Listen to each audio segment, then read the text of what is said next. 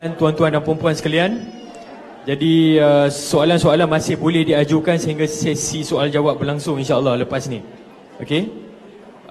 Jadi tanpa melengahkan masa lagi, saya ingin menjemput Datuk Dr. Mazhar untuk menyampaikan ceramah yang bertajuk Sejarah Perkembangan Empat Mazhab. Dengan segala hormatnya dipersilakan. Assalamualaikum warahmatullahi wabarakatuh.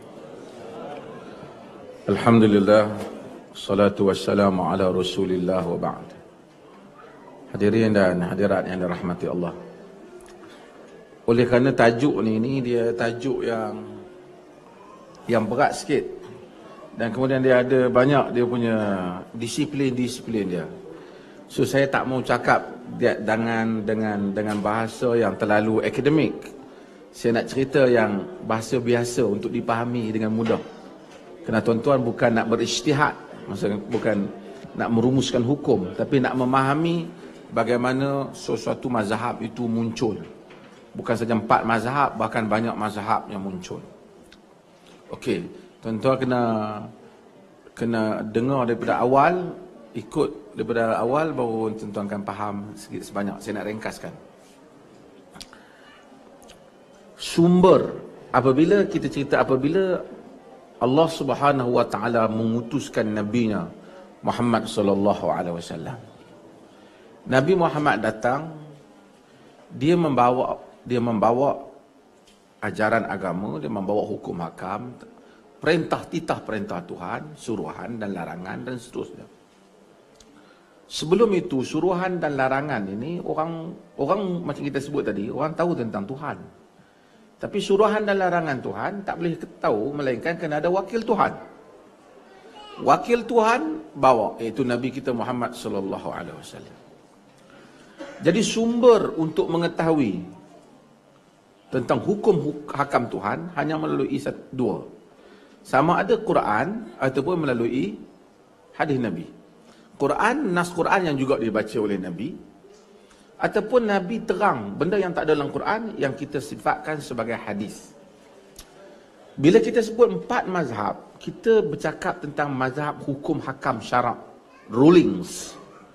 Dia ada mazhab akidah, Syiah, Sunnah, Sunni, itu cerita lain. Ni kita nak cerita 4 mazhab yang hukum ni, haram, halal, batal, tak batal, ini hukum ni. Okey. Allah hantar nabinya Muhammad sallallahu alaihi wasallam, dan nabi ini dia ada Quran yang menjadi rujukan, kemudian dia ada diri nabi itu sendiri.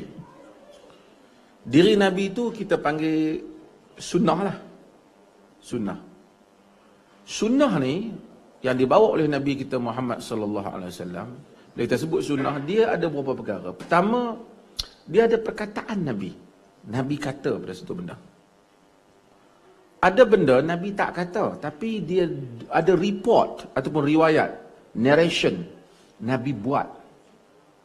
Misalnya dia memendekkan solatnya apabila mendengar orang kanak-kanak menangis, kana yukhaffif salatahu idza sami'a buka as-sabi. Dia meringankan semayangnya apabila dia mendengar kanak-kanak menangis. Yang ni Nabi tak kata apa, tapi report kata, Anas kata. Perbuatan Nabi. Ada benda yang Nabi tak buat, tapi orang lain buat di hadapan dia. Dia tak bantah. Jadi, contohnya yang selalu kita tahu, antaranya Amr bin As. Nabi lantik dia jadi ketua dia baru masuk Islam. Bila dia baru masuk Islam, maka ramai orang tengok dia ni, dia dulu kan musuh dengan Islam. Tapi Nabi ni Nabi punya approach, dia punya pendekatan, tak bagus, tak ada tu. Okey. Nabi dia pilih orang berdasarkan ketokohan. Kalau orang tu oleh kerana Amr adalah merupakan satu orang tokoh di dalam peperangan, walaupun dia baru masuk Islam, dari segi senioriti agama dia baru, tapi di segi kebolehan dia ada. Nabi lantik dia jadi ketua pasukan kecil lah dalam patrol tentera yang dihantar. Boleh? Dia kalau lagi orang duk tengok yang tak boleh. Orang tengok. Okey. Bila Nabi hantar, ada berapa banyak amr buat yang orang lain komplain. Antaranya dia pada musim sejuk, orang tentera nak nyalakan api, dia tak bagi. So orang dia kata, dia ni baru masuk Islam, orang dah sejuk, tentera nak nyalakan api, dia tak bagi. Kan? Lepas tu dia kejar tentera tak habis. Dia orang nak balik, nak komplain kat Nabi lah. Tapi nak bantah pun pasal Nabi lantik. Masa pagi dia tidur dengan isteri dia dan dia berjunub dan semua orang tahu. Dia naik jadi imam, orang lain semua wuduk, dia tayamum. So orang komplain lah. Kan? Jadi bila komplain balik bagi tanya Nabi tanya dia pasal apa dia buat, dia bagi tahulah pasal kita dineri musuh, bila malam nyalakan api, musuh boleh dapat agak kita punya kekuatan, so dia tak buat. So Nabi macam benarkan dia. Habis tu Nabi kata, yang orang lain semua berwuduk, yang kau seorang tak berwuduk, dah ya berjunub, kenapa kau pergi tayamum? Dia kata, aku sejuk. Dan aku tak tahan sejuk ni. Dan Allah menyatakan, wala taqtulu anfusakum innallaha kana bikum rahima.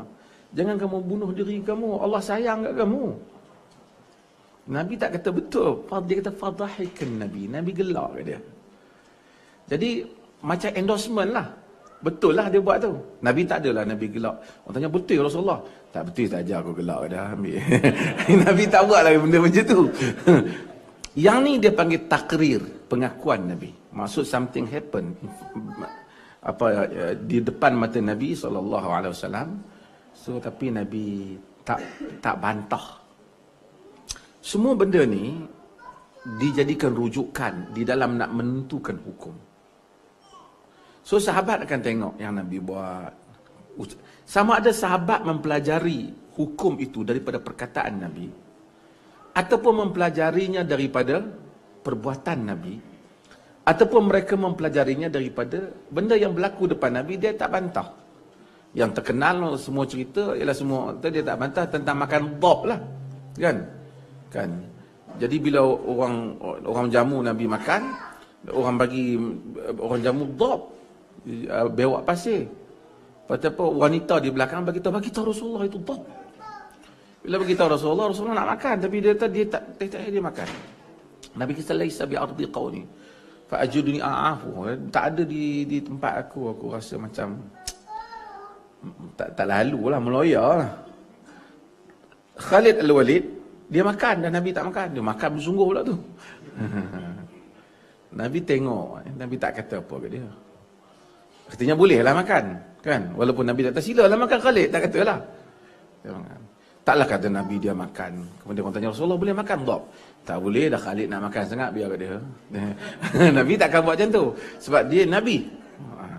So ini adalah perkara-perkara yang di samping Quran, maksudnya ada sunnah yang menjadi rujukan. Kemudian sunnah itu pula dia orang bezakan antara benda yang membabitkan khususiyah Nabi. Khususiyah Nabi ni maksud perkara yang hanya Nabi saja. Contohnya Nabi kahwin lebih daripada 4. Yang ni sahabat semua tahu, yang ni dia orang tak boleh. Contohnya Nabi wisal fi saum. Nabi sambung puasa ni, tak buka ni, sambung besok lagi. Kita tak boleh buat, tapi Nabi buat. Yang ni khusus untuk Nabi. Khusus untuk isteri Nabi, kita orang tak boleh kahwin. Wa azwajuhu ummahatukum. Isteri-isteri Nabi tu mak-mak kamu. Masa Nabi dah wafat, tak boleh siapa nak pergi kahwin dengan Aisyah ke dengan Hafsah, tak boleh. Ini hukum ni khusus kepada Nabi SAW. Jadi ada banyak-banyak dan ada benda yang dulu Nabi benarkan, kemudian Nabi tak benarkan.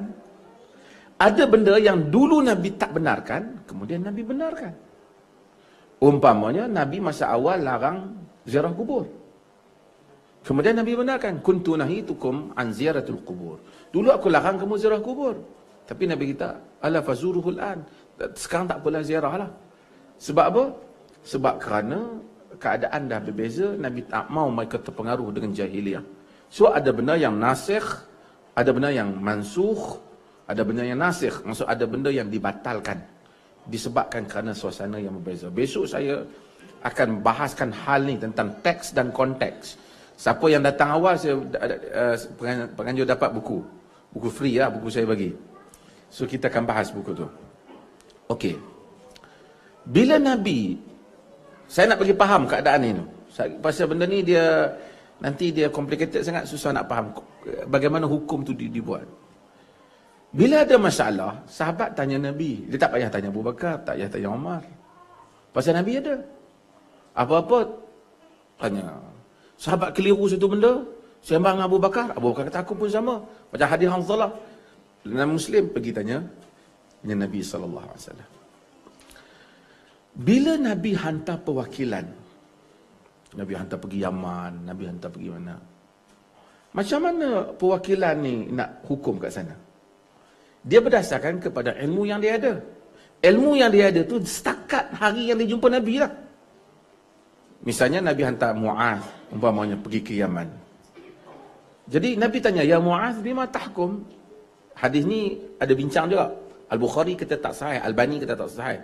Tapi Ibn Qayyim dan seumpamanya mensahihkan hadis ni atas alasan-alasan. Kerana dia panggil hadis ni, saya sebut ni, siapa yang faham, tak faham, ada ahlul hadis juga yang tengok. Kerana ashabul Mu'az yang dikatakan tak dikenali dalam dia panggil change of narration ataupun sanad itu dikatakan majhul, tak dikenali. Tapi ashabul Mu'az walaupun tak dikenali, semua mereka siqah, boleh dipercayai. Menyebabkan Al-Imam Ibn Qayyim mensahihkan hadis ini. Al-Bukhari menolaknya, Al-Albani menolaknya, tapi saya nak sebut, dia hantar, ya Mu'az bima tahkum bi kitabillah, dengan kitab Allah. Ni Nabi hantar wakil ni. Fa in lam tajid, kalau tak jumpa dalam kitab Allah, fa bi sunnati Rasulillah, dengan sunnah Rasulullah. Fa in lam tajid ajtahidu ra'yi wala alu, aku akan ijtihad tapi aku tak akan melampaui kitab dan sunnah. Dia tak kata Rasulullah, tak ada dengan Quran dan sunnah, aku WhatsApp lah. Ataupun kau Rasulullah. Sebab teknologi tu tak ada. Maka menyebabkan ada tak kemungkinan Mu'az kata boleh, tapi di Madinah Nabi dah kata tak boleh. Sebab masa Mu'az jumpa Nabi itu, mungkin masa tu tak keluar hukum lagi. Jadi itu akan menyebabkan juga penduduk di negeri yang dihantar wakil tu, dia juga kadang-kadang mungkin ada pandangan hukum yang lain, tapi bila dirujuk ke Madinah, rupanya ada hukum baru. Salah tak mereka di sana? Tak salah. Okay. Saya nak faham. Contoh ni secara layman untuk faham isu. Jadi mereka sana, orang sana, dia pun rujuk siapa? Orang Yaman, orang di Iraq, orang di mana yang dihantar wakil lah, yang setakat zaman Nabi. Orang di Bahrain, mereka rujuk siapa? Mereka rujuk sahabat yang ada kat situ lah. Mereka tak boleh rujuk seorang-seorang kat Nabi. Pasal tak ada teknologi nak call Nabi ke apa. Orang yang ada kat situ, ilmu dia dengan kadar ilmu yang dia jumpa kat Nabi lah. Mungkin ilmu Nabi masih hidup lagi berapa tahun. Banyak lagi benda baru mungkin dia tak tahu.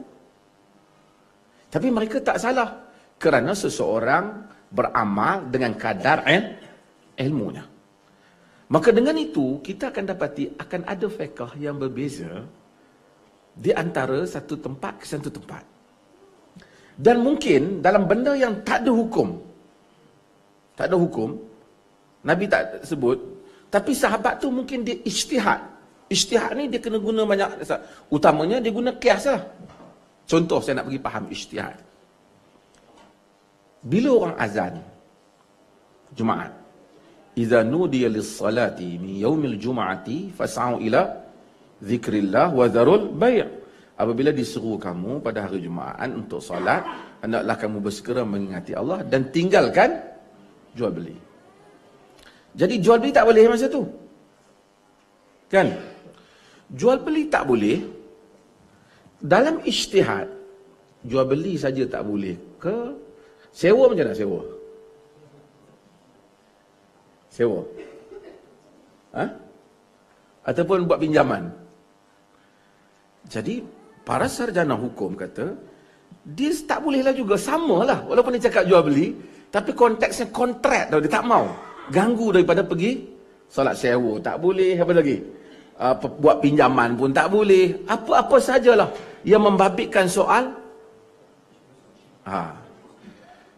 transaksi ni, maka tak boleh. dia tidaklah begitu literal, hanya menyatakan jual beli je, aku bukan jual beli, aku pergi sewa. So tak boleh lah juga kalau dia buat, ini bukan jual beli, kita sewa, buat. So ini dia namakan ijtihad. Samalah juga, walaupun Nabi sebut tentang arak. Khamar tu, innamal khamru min hataini syajaratain. Arak ni daripada dua jenis pokok ni. Al-inab, daripada anggur dan daripada tamar. Tapi di tempat lain, mungkin anggurnya, araknya daripada benda lain. Tapi kesannya sama. Maka hukum mesti sama. Hukum mesti sama. Kemungkinan ijtihad ni dia boleh kemudian dia boleh berbeza. Saya nak contohlah, nak bagi faham konteks ijtihad. Sekarang ni kalau orang tu jual beli juga masa azan. Orang tak apalah, haram hukumnya, semua orang tahu. Tapi dia jual beli juga. Jual beli itu sah ke tak? Sah tak?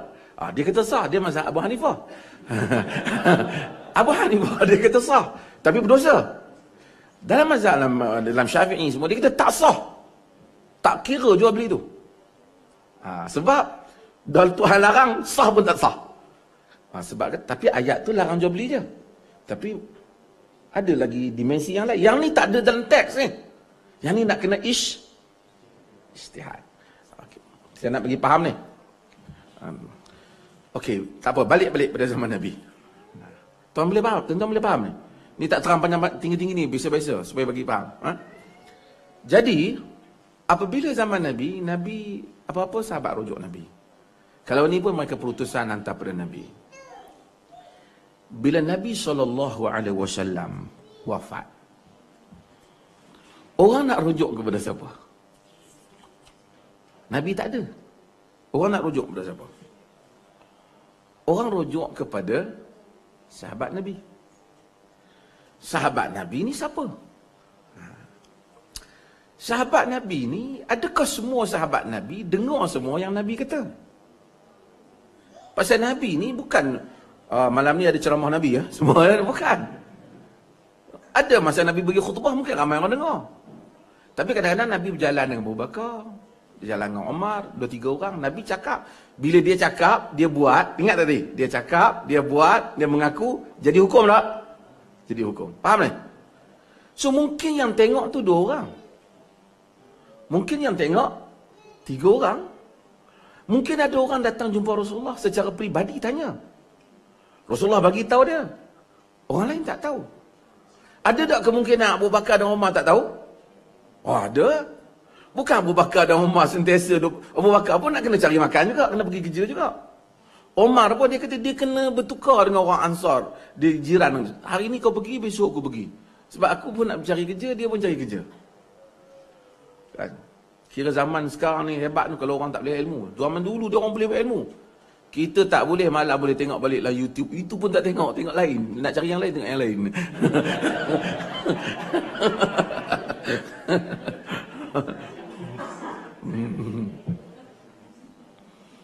Okey. Bila kita faham hal itu, mereka tanya, ada sahabat ni, ada ilmu ni, ada sahabat tak ada hadis ni. Saya nak bagi faham sesuatu. Faham tak? Tapi sahabat pun bukan semua duduk Madinah lama-lama. Ada yang pergi ke Syam, ada yang pergi ke Iraq. Jadi ada kemungkinan hadis tu yang sepatutnya orang Madinah tahu, tapi biasanya orang Madinah banyak tahu lah. Zaman Omar, dia ada polisi. Dia tak bagi sahabat-sahabat besar ni keluar. Dia kontrol sikit benda tu. Tapi zaman Uthman, zaman apa, ramai orang dah keluar. Jadi mungkin bila timbul satu-satu hukum, orang semua tak tahu. Tak tahu hukum ni apa. Tak ada siapa yang ada maklumat. Mungkin sahabat yang ada maklumat tu dah ada kat sana tu. Kat Kufah tu.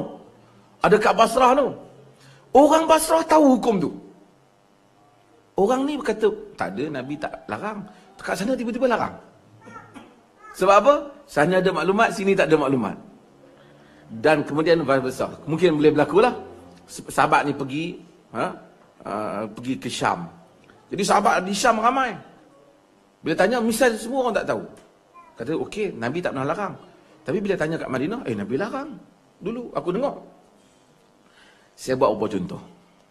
Umpamanya. Bila orang tanya Abu Bakar, nak bagi, ni common punya contoh lah. Tentang miras al-jad. Atau pusaka untuk nenek, berapa? Satu orang mati, anak dia tak ada, mati, datuk lah. Kemudian anak. Berapa tu pusaka nak bagi nenek ni?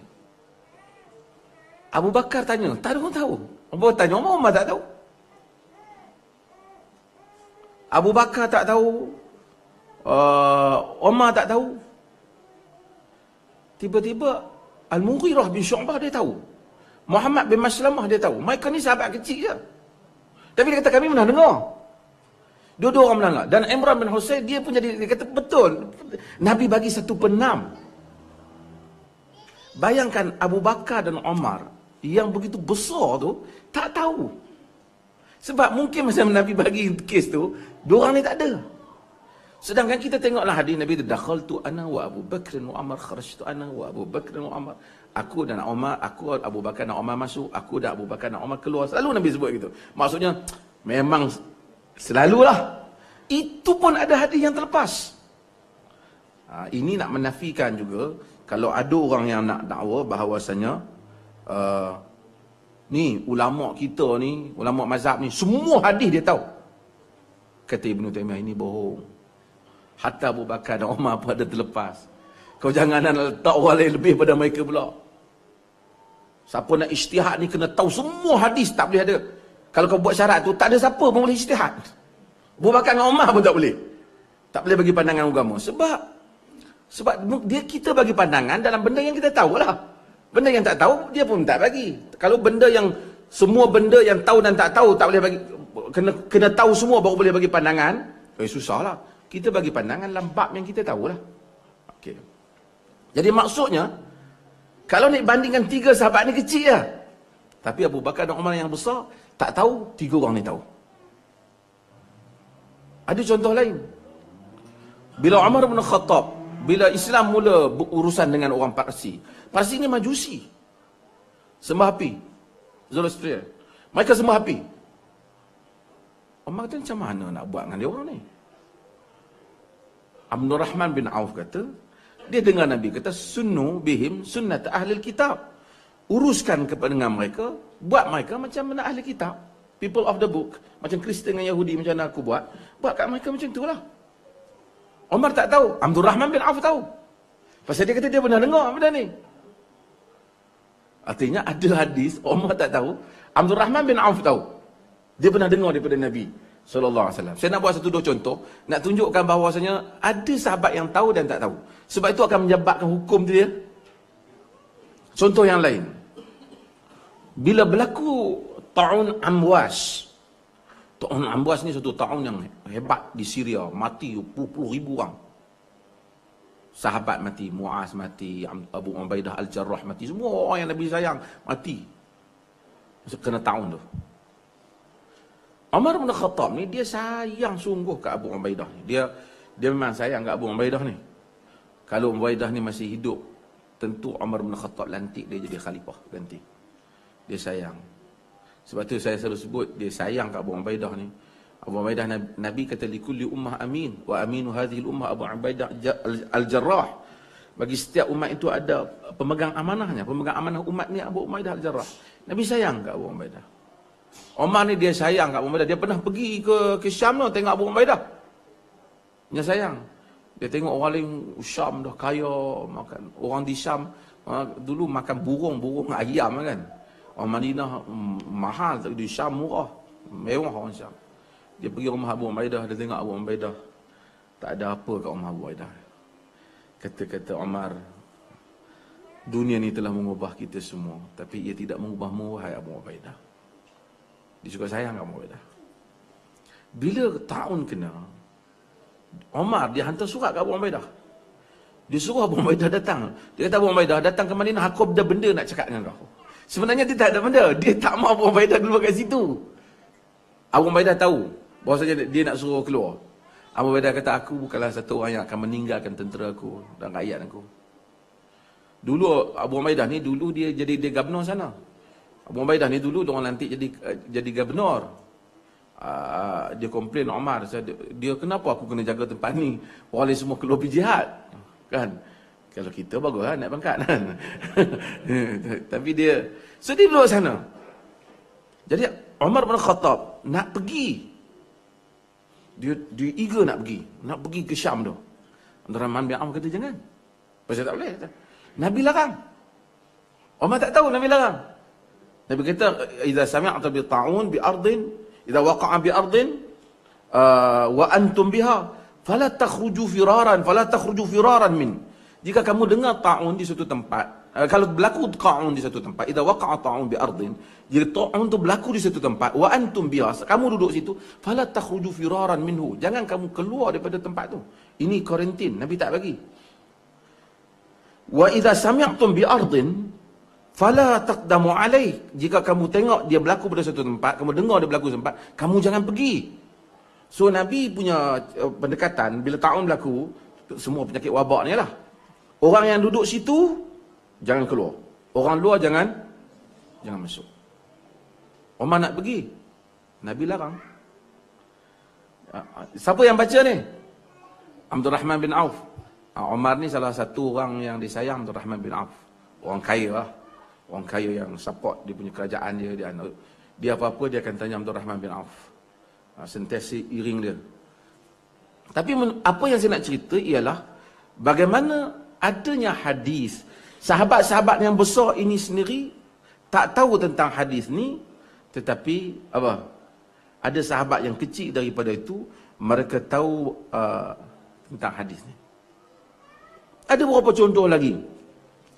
Sehingga apabila mereka tak tahu tentang hadis, kadang-kadang mereka bagi fatwa sesuatu yang berbeza dengan hadis. Contohlah, sekali saya nak pergi sebelum pergi kepada mazhab ni. Contoh umpamanya, bila satu orang meninggal, perempuan apabila suami dia meninggal, dia mengandung. Iddah dia tamat bila?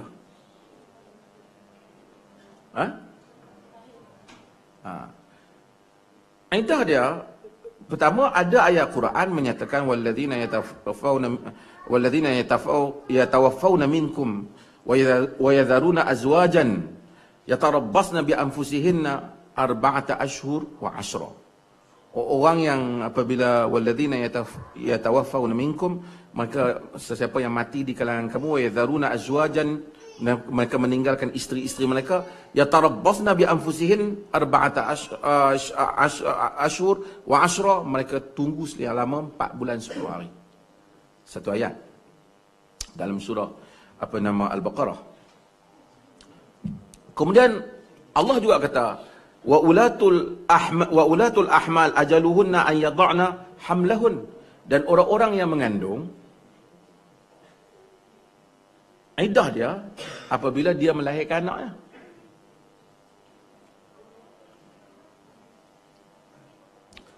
Ali dan Ibnu Abbas kata, iddah orang yang mengandung ni ambil yang paling panjang. Dia panggil ab'adul ajalain. Yang paling panjang ni macam mana? Maksudnya, kalau sekiranya 4 bulan 10 hari, tapi dia lahir tu setelah anak tu lahir 5 bulan, kira dia tamat 5 bulan. Kalau sekiranya dia dia ambil yang paling panjang lah. Kalau sekiranya dia lahir tu 2 bulan dia dah lahir, 4 bulan 10 hari dia kena ambil 4 bulan 10 hari. Dia ambil yang panjang. Tapi ini tak tepat. Kena ada hadis Bukhari. Nabi SAW mengizinkan kepada Al-Islamiyah untuk dia mengandung, suami dia meninggal, dia fasta'zanat an tatazawwaj, dia minta kepada Nabi untuk dia tankah, untuk dia berkahwin. Fa'azina laha. Dia suami dia mati, kemudian 2 harinya Dia lahir anak. Dia minta kat Nabi nak kahwin. Nabi bagi. Jadi, tempoh iddah, tamat iddah bagi wanita yang mengandung bila? Yang paling pendek lah. Kan? Jadi apabila 4 bulan, kalau 4 bulan dah tamat dulu, kira 4 bulan yang mana tamat dulu lah. Tak sama dengan apa yang Ali dan Ibnu Abbas bagi fatwa. Ali dan Ibnu Abbas bagi fatwa macam tu sebab apa? Sebab tak sampai pada mereka hadis. Setengah orang sensitif. Kita kata, mungkin ulama tu tak sampai kat dia hadis. Hang siapa cakap macam tu? Kau siapa? Ulama mana boleh tak sampai hadis? Kita kata, Ali dengan Ibn Abbas ada dia tak sampai. Okey. Bila Nabi tak ada, jadi orang ramai akan tanya sahabat. Sahabat akan fatwa berdasarkan kepada ilmu yang dia ada. Jadi orang ni fatwa, sahabat ni pergi sana, sahabat ni pergi sana. Jadi setiap, ada tak kemungkinan berbeza fatwa? Setelah tuan-tuan, ada tak kemungkinan? Kemungkinan. Kemungkinan berbeza fatwa ni berapa sebab? Salah satunya tadi, hadis tak sampai. Salah satunya juga, dia faham lain-lain. Kan? Kalau orang, saya sebut contoh yang common untuk kita faham. Kalau orang musafir, bulan puasa, orang sakit bulan puasa, boleh tak buka puasa? Kan? Wa in kuntum marda ala safarin fa'iddatun min ayyamin ukhra.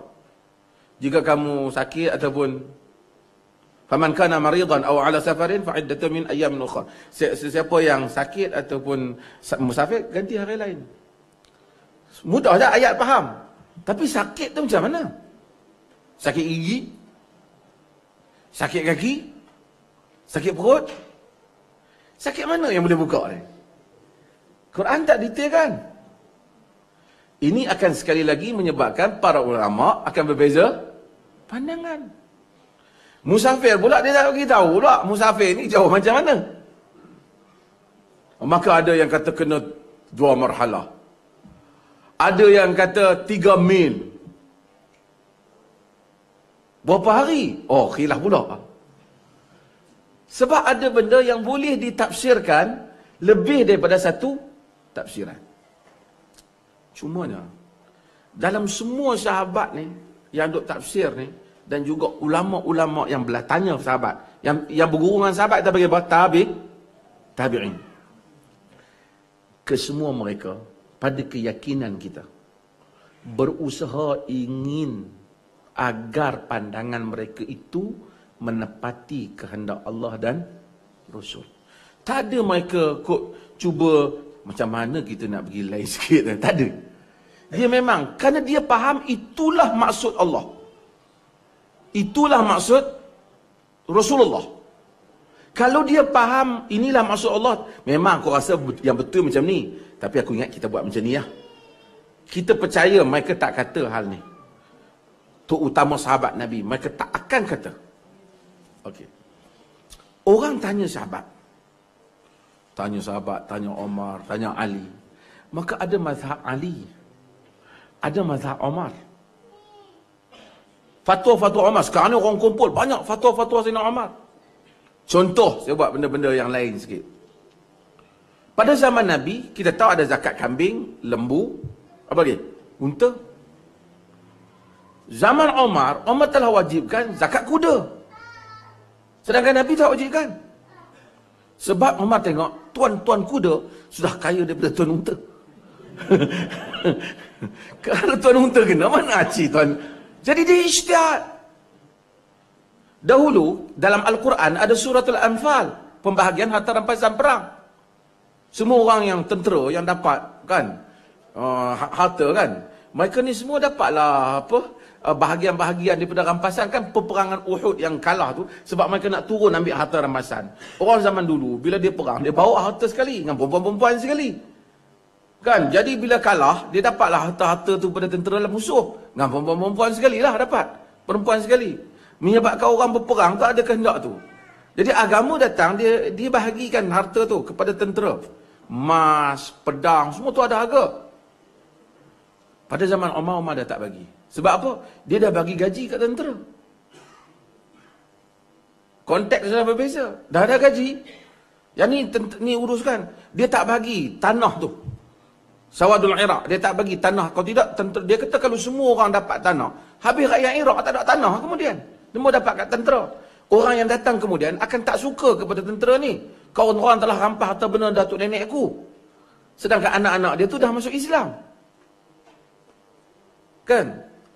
Karena Umar kata, Quran kata, walladzina ja'u min ba'dihim yaquluna rabbana ighfir lana wa li ikhwanina alladzina sabaquna bil iman.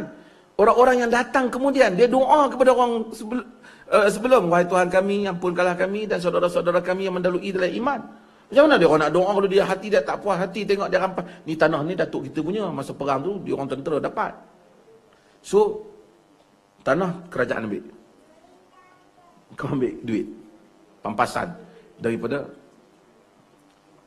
Dan itu praktikal lah. Hari ni pun kalau negara Islam kalau berperang pun, kalau semua boleh bawa balik kereta kebas biji rumah, boleh bawa leteng 2 biji, kan susah tu. Kan? Jadi kerajaan tak lagi lah. Walaupun ada harga, kau ambil gaji lah. Kau ambil gaji sudah lah. Kau dapat reward, dapat pingat. Okey lah. Sebab ijtihad baru disebabkan keadaan baru. Maka ada mazhab Umar. Ada juga mazhab pandangan Osman. Dalam beberapa hal umpamanya. Orang bantah Osman kerana dia tamamkan salat. Sedangkan ketika berada di Mina, dia mempunyai pendapat yang berbeza daripada majoriti sahabat. Dalam perkara yang tak jelas ni. Contoh dapat follow ni. Jadi, orang datang tanya. Bila tanya Osman, mungkin ada pandangan lain. Tanya Omar, mungkin ada pandangan lain. Tapi mereka tanya kerana Quran kata, fas'alu ala ahla dzikr. Dan setiap mereka tak akan bagi pandangan. Jika mereka tahu ada hadis Nabi, semua akan berusaha. Apa hadis Nabi? Semua nak cari dalil. Dan ada tabiat sahabat ni yang longgar, ada tabiat sahabat ni yang keras. Macam kita lah. Kalau tanya Ibnu Umar, terkenal dengan fatwa dia yang longgar. Banyak yang boleh Ibnu Umar ni. Anda boleh banyak. Dia itu, dan Ibnu Abbas. Ibnu Abbas ni terkenal dengan banyak yang boleh. Tapi kalau tanya Ibnu Umar, banyak yang tak boleh. Banyak yang susah dia. Dia tabiat dia sendiri. Dia susah, suka yang itu. Jadi, sebab itu apabila Khalifah minta Imam Malik tulis kitab Muwatta', elakkan daripada terlalu longgarnya Ibnu Abbas dan terlalu ketatnya Ibnu Umar. Dia agak sederhana. Okey. Sahabat ni pergi ke Basrah, pada Kufah, umpamanya Abdullah bin Mas'ud, dia pergi ke Iraq. Kata Ali, Abdullah bin Mas'ud telah makmurkan Iraq dengan ilmunya. Daripada Abdullah bin Mas'ud, lahirnya anak-anak murid Abdullah bin Mas'ud. Yang belajar dengan Abdullah bin Mas'ud. Yang berguru dengan Abdullah bin Mas'ud. Hamad, umpamanya bin Abi Sulaiman.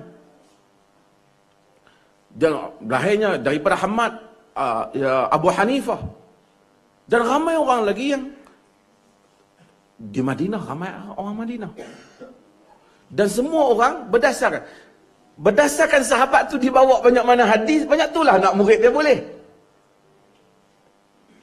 Jadi kita ada di Iraq ada Abu Hanifah. Di Madinah ada Imam Malik.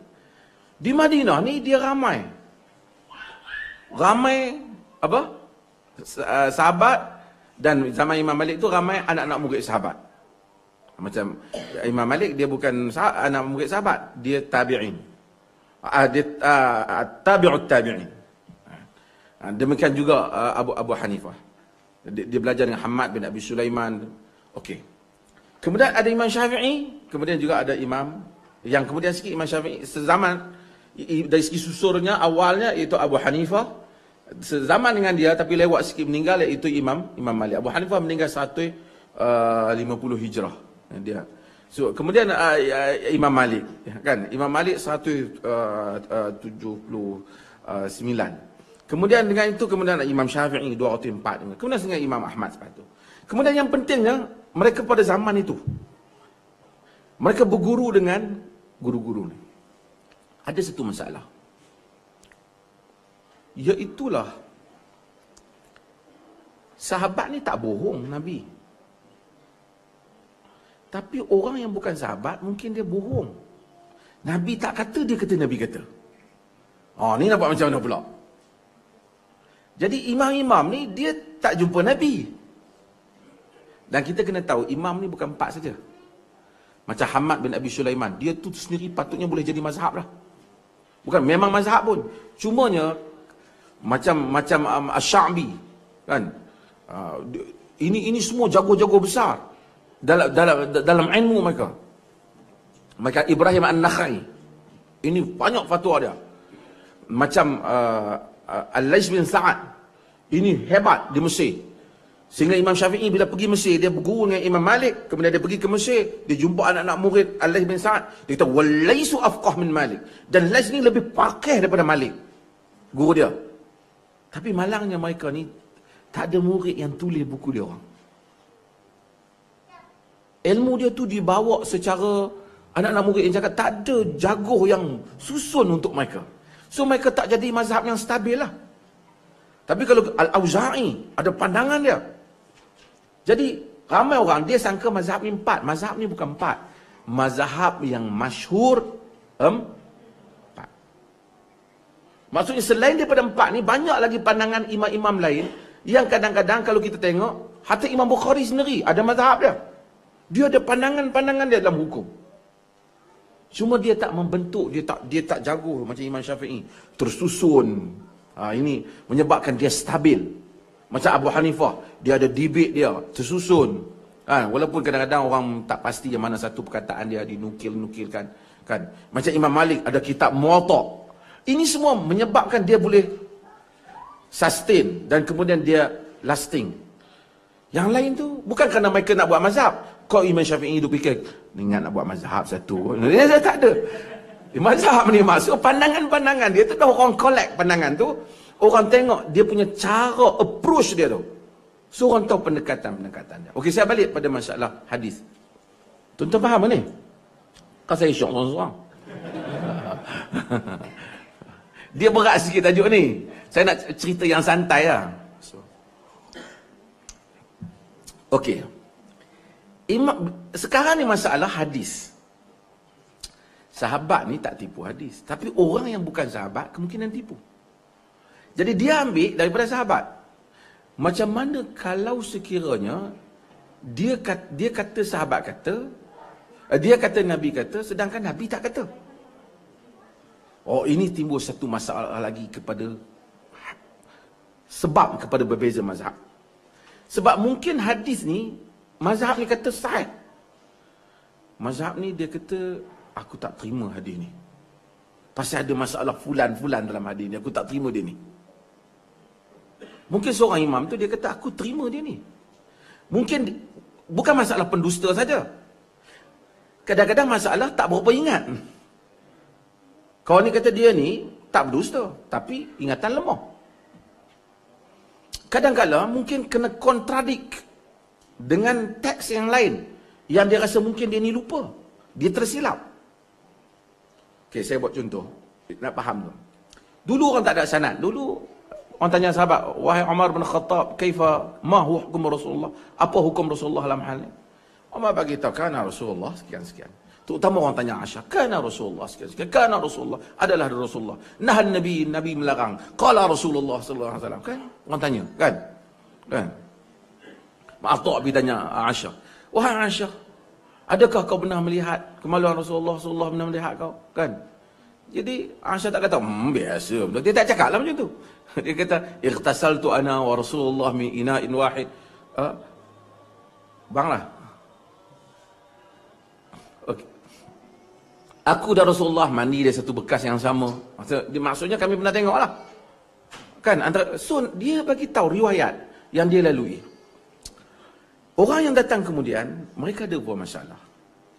Kadang-kala mereka ada masalah mazhab. Pro Ali, pro Muawiyah. Yang bukan sahabat. So, pro Ali akan produce banyak hadis, kelebihan Ali. Yang pro Muawiyah, buatlah 2-3 hadis tentang Muawiyah. Kemudian, ada peniaga pula. Yang meniaga terung, buat hadis terung. Yang banyak meniaga ayam, buat hadiah ayam. Kemudian yang sufi pula, macam Nuh Al-Jami', Nuh bin Abi Maryam yang selalu saya sebut. Banyak hadis-hadis fadilat surah-surah Quran dia buat. Surah fadilat ni. Tak ada, jadi, bila dia buat fadilat, jadi sunatlah malam tu baca berapa kali kerana dia buat fadilat. Bila cek, tak sahih. Sebab apa? Orang tanya, kenapa kau buat? Dia panggil Nuh bin Abi Maryam. Dikenali Nuh Al-Jami'. Nuh bin Abi Maryam, dia buat banyak, Nuh Al-Jami', maksudnya dia zuhud. Orang dia soleh. Tapi buat hadiah palsu. Nabi bagi amaran dah hadiah palsu ni. Man kadzaba alayya muta'ammidan falyatabawa maq'adahu minan nar. Kan? Siapa yang buat hadiah palsu pada aku, masa siap masuk tempat duduk dalam neraka, siap tempat duduk dalam neraka. Dia ni, orang kata jama'a kulli syai' illa sidq. Dia himpunkan semua benda melainkan cakap benar. Soleh ada, rajin mayang ada, cakap benar tak ada. Sebab apa? Orang tanya, pasal apa yang kau buat hadiah palsu? Kau tengok semua orang duk baca buku sirah Ibn Ishaq. Aku buatlah hadis supaya orang baca Quran pula. Niat bagus, tapi perbuatan yang salah. Itu yang orang duk dapat hadis fadilat baca ni malam ni. Hadis ni semua tak sahih sebab ada rawi yang buat yang tak sahih. Okey. Kadang-kala ada rawi yang tak kuat. Pada sisi sebahagian orang, disebabkan faktor-faktor yang tertentu. Kadang-kadang faktor rawi, dia buat kajian tentang rawi. Contohnya Ismail bin Ayyash. Ismail bin Ayyash, dia rawi, dia sendiri riwayat kalau daripada ahli Syam tak apa. Tapi orang kaji riwayat dia daripada ahli Hijaz tak kuat. Dia riwayat la taqra'ul haid walal junub syai'an minal Quran. Dalam riwayat Tirmizi, jangan orang yang haid dan junub baca apa pun daripada Quran. Hadis ni di sisi sebagian ulama mereka terima sebagai kerana Ismail bin Ayyash boleh diterima. Tapi ahli hadis kata dia kalau riwayat daripada ahli Hijaz tak boleh diterima. Kerana dia tak dhabit dalam masalah ahli Hijaz. Dia riwayat daripada Musa bin Uqbah dalam masalah ni dia ahli Hijaz. Maka hadis ni dhaif di sisi mereka. Bagi yang kata dhaif, wanita haid boleh baca Quran lah. Kerana dalil tak ada. Kemudian orang haid ni pula dia yang larangnya solat. Kalau baca Quran ni tak, dia kata Nabi tak benar, mesti Nabi cakap banyak jelas. Solat ni yang Nabi tak bagi. Kan? Yang kata bahawasanya hadis ni sahih, maka tak benarkanlah baca. Kerana masalah. Ada hadis yang memang palsu betul-betul. Okey. Ada hadis yang orang lihat pada angle yang berbeza. Contoh, hadis yang selalu saya sebut puasa 6 pada bulan Syawal. Di sisi Imam Malik dia makruh. Itu kan berbeza tu daripada sunat jadi makruh tu. Sebab Imam Malik dia duduk Madinah. Bila dia duduk Madinah, kebanyakan ni tabi'in, anak-anak murid sahabat, kemudian jadi dia tengok mereka semua tak puasa. Kalaulah sunat, hadis ada. Dalam Imam Muslim ada hadis tu. Kalau sunat, kita kena tahu Imam Malik dulu, Imam Muslim, Bukhari semua kemudian. Kalau sunat dia kata, mesti mereka akan puasa dan benda ni sunat mesti. Macam kita kan, sekarang semua orang buatkan puasa 6. Macam mana aku tengok duduk Madinah tak ada siapa buat pun. Imam Malik dengan Nabi baru bukannya jauh sangat, lebih kurang 100 tahun je, lebih sikit. Jadi walaupun hadis tu di sisi ahli hadis sahih, tapi dia ada satu bab dalam hadis ni dia tak boleh syadz. Syadz ni dia menyanggahi rawi yang lebih ramai. Dia andaikan, bukan dia tolak hadis, dia andaikan mungkin rawi dah silap. Kalau betul pasal rawi riwayat, mungkin dia tersilap, dia kata. So kalau betul mesti aku tengok orang Madinah puasa, Nabi puasa, sahabat puasa, orang lima puasa. Sekarang mari musim puasa 6, tak ada pula aku tengok puasa. Kau orang riwayatkan ke puasa. Aku tak terima. Bukan dia tolak hadis, kerana dia rasa hadis itu tidak sah. Tidak sah. Tuan-tuan faham ni? Saya tuan-tuan nak kena tahu dia punya complicated tu. Yang mana kata Imam Syafi'i, Imam Malik tak boleh buat macam tu. Kerana Ingatlah tadi, mungkin sahabat tu, dia dah pergi ke tempat lain. Bila dia pergi tempat lain, dia sebarkan hadis yang dia dengar tu di tempat lain. Tapi nak kira dua-dua hujah pun macam okey juga kan?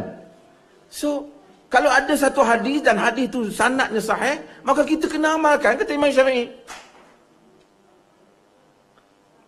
Imam Syafi'i pun berguru dengan Imam Malik. Okey. Ini satu latar umum.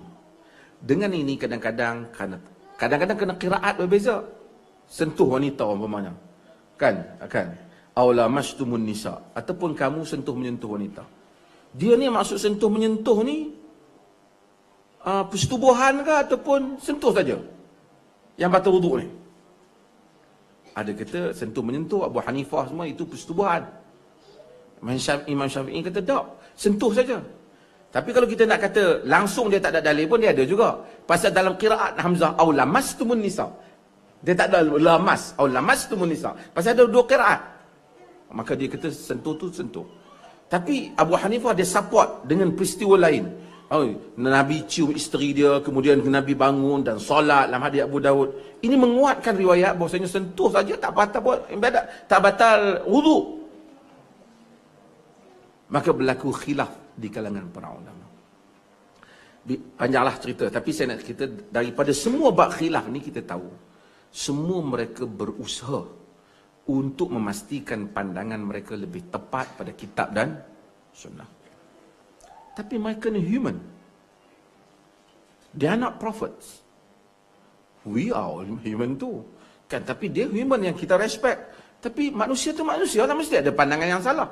Kita tak boleh kata pandangan Imam Syafi'i mesti tak boleh salah. Kalau nak tengok sejarah Imam Syafi'i, Imam Malik pun saya dah cerita dalam banyak dengan YouTube lah. Tapi mereka mesti ada boleh buat salah. Bila salah, kita dengan hormati kesarjanaan mereka, kita akan pilih pandangan yang kita rasa lebih tepat. Kerana mungkin kadang-kadang tafsiran yang kita rasa tafsiran ini lebih kuat pada tafsiran tu, pada keyakinan kita. Seperti mana mereka cuba tafsir sesuatu untuk jawab di hadapan Allah bagi betul, demikian kita mencari sesuatu yang kita rasa di sisi Allah kita boleh jawab. Sama ada kita pilih Malik atau Syafi'i ataupun Al-Auza'i ataupun Al-Lais bin Sa'ad, kita pilih pandangan yang kita rasa di sisi Allah itu maksudnya. Tapi kalau habis tu Imam Syafi'i salah, kita tak timbulkan masalah dia salah betul. Mungkin dia betul, mungkin Imam Malik betul, mungkin dia salah. Tapi kalaupun dia salah, dia tetap selamat di sisi Tuhan, kerana dia bukan bertujuan nak menyanggah pandangan, nak menyanggah titah perintah Allah dan Rasul. Tapi kalau kita yang tahu benda tu tak tepat, kita tak payahlah ikut. Dia memang selamat. Kita kalau dah tahu tak tepat, kita tak selamat. Kita ikut pandangan yang lebih tepat. Kemungkinan dua-duanya betul juga mungkin. Contoh saya buat, kadang-kadang ada pandangan. Contoh, dalam pandangan mazhab Abu Hanifah, dalam tiga imam ni, Abu Hanifah seorang dia orang Parsi. Imam Syafi'i, Imam Malik dia memang daripada Syaiban, dia orang Arab. Imam Syafi'i memanglah dia keturunan Nabi. Imam Ahmad dia daripada Syaiban. Imam Ahmad Syaibani, dia Syaiban. Okey. Imam Malik daripada ahli Yaman, dia orang Arab. Imam Abu Hanifah dia orang Parsi. So dia tak ada puisi, dia tak ada apa. Tapi Abu Hanifah ni dia punya background dia business. Dia dulu awal-awal dia kerja berniaga di antara di pasar tu. Sebab tu bila dia belajar dengan Hamad bin Abi Sulaiman, setelah dia ditegur oleh Sya'bi supaya dia pergi mengaji, dengan Hamad bin Sulaiman. 17 tahun dia pergi mengaji. Sehingga dia boleh ilmu daripada seorang peniaga. Sebab tu pandangan Abu Hanifah dalam perniagaan kadang-kadang lebih nampak praktikal. Sebab dia terlibat dengan perniagaan. Okey. Mereka ni kadang-kadang dia ada pandangan yang kita nampak pelik sikit. Contohlah, Abu Hanifah kata boleh baca Fatihah dalam bahasa Parsi. Kacau juga boleh baca bahasa Parsi. Kan? Kalau bahasa Parsi boleh, tak dia orang Parsi kan, tak apalah kan. Game Melayu pun nak baca bahasa Melayu juga kan. So walaupun kita hormat Abu Hanifah, kita kata pandangan ni tak kuatlah. Imam Syafi'i dia kata bapa zina boleh berkahwin dengan anak zina tu. Padahal dia bapa biologi. Kerana tu anak itu, kerana bukan hasil pernikahan, dia boleh kahwin balik. pandangan ni Ibn Taymiyah kata tak munasabah. Menyusu pun tak boleh kahwin dah.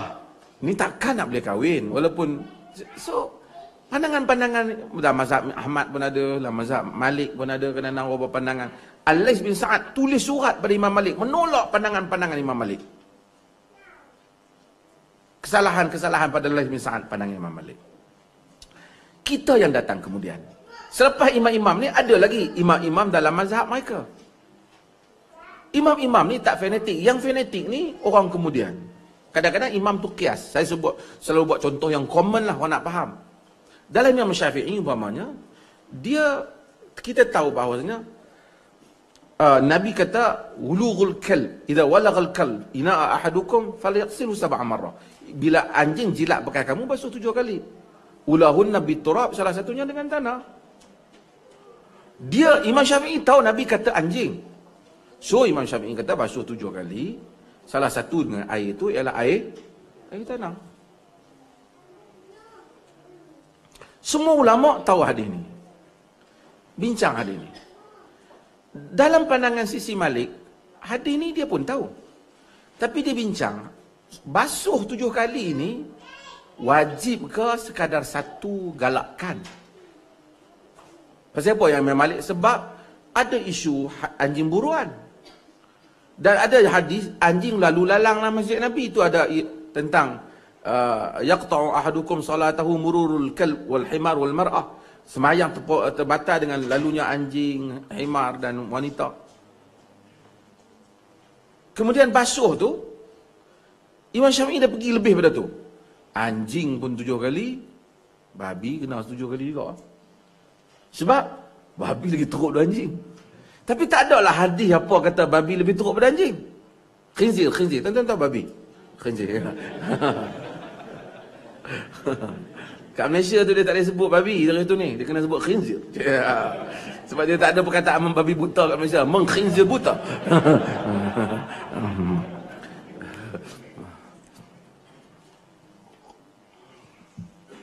Okey. Tapi bila mari ulama-ulama dalam mazhab Syafi'i sendiri, yang ni macam Al-Imam An-Nawawi rahimahullah. Dia mazhab Syafi'i. Tapi dia kata nak kata khinzir kena 7 kali ni, tak adalah dalil lain. Maka mazhab lain, jumhur yang kata tak payah basuh, khinzir tu basuh macam biasa lah. Kena kita pergi pegang, kata pegang-pegang dekat apa? Kita pergi ke supermarket tu tinggal tengok pegang, pork. Tengok dah apa? Ataupun kita pegang-pegang apa? Wih, ini khinzir ni. Kalau pandangan Imam Syafi'i, kena basuh 7 kali, salah satunya dengan. Tapi pandangan jumhur kata, tak, basuh macam biasa lah. Bagi hilang kesan dah sudah lah macam kita basuh najis yang lain.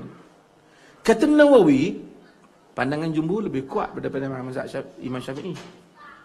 Dari segi dalil. Kadang-kadang ulama mazhab tu sendiri, dia pilih pandangan mazhab lain dalam beberapa isu yang dia rasa. Al-Imam Al-Ghazali umpamanya, dia kata aku suka kalau mazhab Syafi'i ini dalam masalah air macam mazhab Malik. Mazhab Malik dia longgar sikit. Pasal mungkin dia tengok orang Madinah apa, dia longgar pandangan dia. Dalam mazhab Malik kita tengok banyak benda boleh makan. Tu jangan tengok orang Sudan makan buaya. So ini ruang yang ada di dalam perkembangan mazhab. Orang yang datang kemudian macam kita, oleh kerana mazhab ni kan, bukan salah kerana mazhab ni, salahnya kerana fanatik mazhab. Saya buat contoh yang saya, orang, contoh ni saya selalu buat, orang accident kereta, tangan dia patah, bungkus dengan, duduk hospital gini. Dalam mazhab Syafi'i, dia kena ambil wuduk dan tayamum, 2 untuk dia solat. Tapi dalam mazhab lain, hadis yang kata kena wuduk dan tayamum ni dhaif, mereka nilai hadis Abu Daud. Kemudian dari segi semangat tabiat agama yang sukakan taisir, memudahkan, Masa sihat pun ambil wuduk saja. Ni patah wuduk dengan tayamum, kan lagi berat tu. Patutnya lagi ringan lah kan. Jadi yang sahihnya dia ambil, sama ada di tayamum ataupun di wuduk, kawasan yang tak baik dia tak payah basuh. Dengan kata Ibn Hazmin, kawasan yang tak baik boleh siapa tak boleh basuh, tak payah basuh lah. La yukallifullahu nafsan illa wus'aha. Idza amartukum bi syai'in fa'tu mastata'tum. Bila aku perintahkan kamu dengan satu benda, kamu datangilah dengan kadar kemampuan kamu. Maka dengan itu kita lihat ada kepelbagaian pilihan dalam agama. Kemudian pandangan-pandangan, ada amalan-amalan yang diamalkan dalam agama itu. Kadang-kadang pandangan amalan tu kadang-kadang dia andai, kadang-kadang dia memang kuat, kadang-kadang tak ada dalil. Ada perbezaan. Bila seorang tu semayang 2 orang, Al-Bukhari dia kata hazrun bil hazr, sama. Berdasarkan hadis Ibnu Abbas, Nabi letak dia di sebelah kanan Nabi sallallahu alaihi wasallam. Tapi logiknya makmum tu dia belakang sikit. Maka dalam mazhab dia kata belakang sikit. Tapi hadis kata kalau 2 orang faham yang dapat kita faham di hadis, kalau 2 orang tu sama aja. Itu mazhab Bukhari. Umpamanya. So kita ada pandangan-pandangan yang mana kita semua bila kita belajar sunnah, kita belajar apa dalilnya. Kerana seperti mana imam-imam tu mencari redha Allah, kita juga mencari redha Allah. Melainkan benda yang kita dah tak mampu faham dah, kita ikutlah. Tapi benda yang kita boleh faham. Sekarang ni orang bukan nak, satu orang nak beli, dia nak beli, kata nak beli notebook. Dia tanya, ni kau nak beli, aku nak beli notebook apa yang bagus lah? Kita bertanya seorang. Orang ni terang. Seorang kata ni, kau ni pandai daripada Microsoft ke? Kau lebih pandai daripada syarikat Cina. Kau ni bidang tu ke? Kau pun bidang lain. Kau kalau bagi dalam pertanian, apa saja notebook yang ada kau beli je lah. Yang kau nak compare mana lebih baik tu, kau bidang tu ke? Boleh ke kita buat itu? Kita pun ada hak juga nak tahu. Kita bukan compare, kita tanya orang. Kan? Kita nak beli kereta. Kamu nak beli kereta. Saya nak beli kereta ni. Kan? Kereta Ford ke, kereta Toyota ke, atau memang duk fikir nak beli. Ni. Kau ni bahagian enjin ke? Ha? Kalau kau setelah kadar belajar pun bahagian biasa, pasang skru pun tak kemas lagi. Kereta apa orang jual kau pakai je lah. Kau bukan ulama kereta. Ada ke? Tak. At least kita bertanya minyak dia apa dia yang boleh kita faham. Kerana kalau kita beli pun tetap bukan kita yang buat kereta tu. Tetap yang buat tu pakar. Cuma kita, kalau kita pilih ulama A, B dan C yang kita rasa ini lebih dekat dalilnya, kita masih memilih fas'alu ahla dzikr. Kita masih di kalangan ahli ilmu. Datang satu kelompok kata, kau orang jangan nak keluar pada mazhab. Kalau kau lebih pandai daripada Imam Malik ke? Kau pandai daripada Imam Syafi'i ke? Sehingga kau nak buat sendiri. Kita tak kata kita lebih pandai. Kalau nak tanya soalan tu, aku pun nak tanya kau. Kau tak mau ikut Imam Malik, kau boleh lebih pandai daripada dia ke? Dia pun tak boleh jawab juga. Dia kata aku ikut Imam Syafi'i. Samalah kita pun. Bila kita pakai kaul ni, kita ikut imam ni. Dan tidak ada satu ulama kata, kalau kau ikut bab ni, kena ikut sampai penyudah bab itu tersebut. Tak ada. Itu saya selalu buat contoh yang praktikal. Kita di Malaysia, ataupun di Singapura, saya ingat di Malaysia lah. Di Malaysia kalau beli memanglah setengah orang dia kata, jual, saya beli. Itu dalam mazhab Syafi'i, dia kata disebut. Saya selalu buat contoh kerana saya duduk di Bukit Mentajam. Ada satu Cina, dia kedai jual mangkuk pinggan. Dia kalau kita beli lah, gua jual lah. Dia kena cakap you beli. Dia Islam tak masuk tapi dia mazhab Syafi'i. Dan malah jual beli. Dalam bab jual beli je lah. Dan mazhab jual beli. Tapi dalam Abu Hanifah yang sebelum tu dia tak syaratkan tu. Dia orang bagi duit, orang bagi apa? Barang tanda berlakunya redha. Pasal tak antaradin minkum. Jual beli tu kena redha, sama-sama redha, tak boleh paksa. Macam orang beli jual bergigi buah. Kau nak beli, tak mau beli kan. Dia tak boleh. Dia mesti jual dengan keadaan yang redha.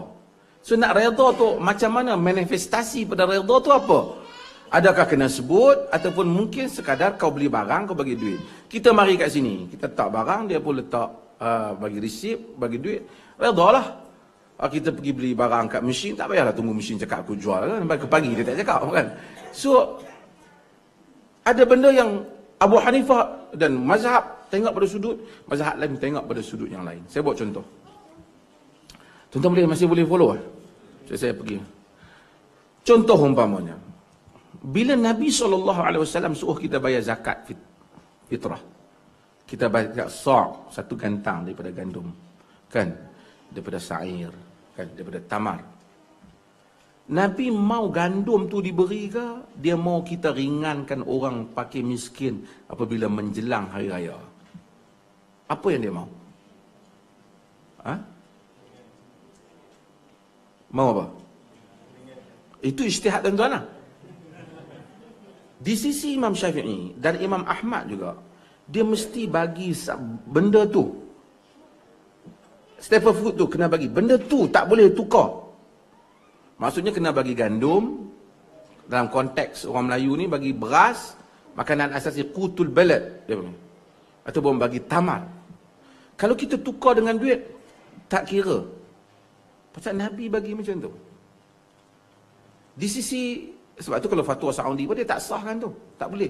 Sebab tu orang Melayu dulu-dulu dia buat tolak tarik kan.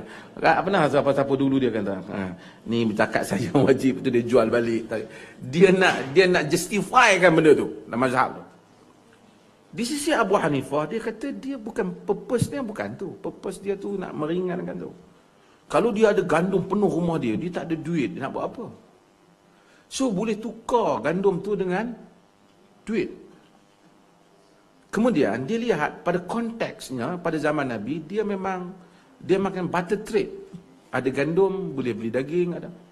Mata wang tak banyak masa tu. Kemudian bila zaman berubah, mata wang, ada orang guna mata wang. So mata wang emas dan boleh dibayar, boleh mengganti tempatnya. So ada dua fatwa, hadis sama-sama ada, tapi dimensi ataupun angle yang ditengok tu berbeza. Contoh yang lain. Nabi larang wanita ni la tusafir mar'ah bidun mahram, bidun mahramiha. Wanita tak boleh musafir tanpa mahram. Ada yang kata, hadis kata 1 hari 1 malam, ada yang kata 2 hari, ada yang 3 hari, ada Bukhari. Nabi tak mau wanita musafir ke? Nabi bimbang ditimpa fitnah pada wanita. Kau dia memang tak mau wanita musafir tanpa mahram.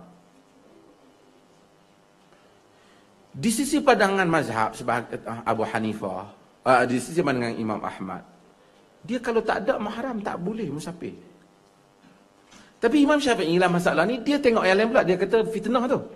Artinya kalau dia pergi musafir dengan sekelompok daripada wanita yang siqat, yang dipercayai agamanya, yang dapat membela dirinya seperti mana adanya mahram tu, nak elak daripada fitnah tu, maka boleh musafir. Bukan kerana dia tak tahu hadis, tapi hadis tu dia lihat pada pahaman yang berbeza. Kesemua mereka itu telah berijtihad. Nabi SAW menyebut, "Idza ijtahada al-hakim fa asaba falahu ajran, wa idza ijtahada fa akhta'a falahu ajrun." Bila seorang ni riwayat Bukhari Muslim, apabila satu orang hakim berijtihad, betul dapat 2 pahala, salah dapat 1 pahala. Tapi kita tak ikutlah yang salah. Kita tak ada suruh dia tu dapat 1 pahala kerana dia pun usaha nak ikut yang betul. Cuma dia telah faham. Tak ada di kalangan mereka ini yang sengaja untuk buat benda yang dilarang oleh Nabi SAW. Kadang-kadang ada hadis yang dilihat bertentangan, umpamanya tentang bekam. Nabi kata aftar al-hajim wa mahjum. Batal puasa orang yang bekam dan orang yang membekam dan yang dibekam. Tapi ada hadis ihtajaman Nabi sallallahu alaihi wasallam wa huwa shaimun muhrim. Nabi berbekam sedangkan dia itu berpuasa dan berihram. Hadis ni betul-betul kontradik. Penyelesaian dia nak tengok konteks, sama ada salah satu dhaif ataupun satunya dahulu, yang satu lagi kemudian. Maka yang kemudian itu menunjukkan Nabi telah membatalkan yang dahulu. Ataupun dilihat bahawasanya dia makruh ke, begitu seumpama. Maka di kalangan para ulama ada menyatakan hadis Aus bin Shaddad, dia awal.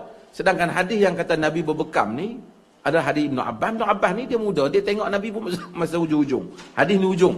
Yang hujung batalkan yang awal. Kerana ada nasikh dan mansukh, kerana Nabi batalkan kerana suasana yang tertentu. Panjanglah saya sebut apa yang terlintas dalam kepala je lah. Jadi untuk membolehkan seterusnya, saya buka kepada perbincangan. Tuan-tuan boleh faham ke? Ha? Cik dia kata banyak kali tanya macam lah kita bodoh sengaja. Tak, bukan nanti saya cakap banyak. So, boleh faham, saya nak ceritanya bagaimana sesuatu hukum itu berkembang. Banyak lagi lah aspek yang lain. Kemudian sekarang aspek maqasid. Tadi saya sebut juga tentang contoh hak bagi ucapan greeting kepada agama lain tu. Sama juga, satu orang melihat pada sudut kalau kita ucap tu seakan-akan kita redha dengan kekufuran dia.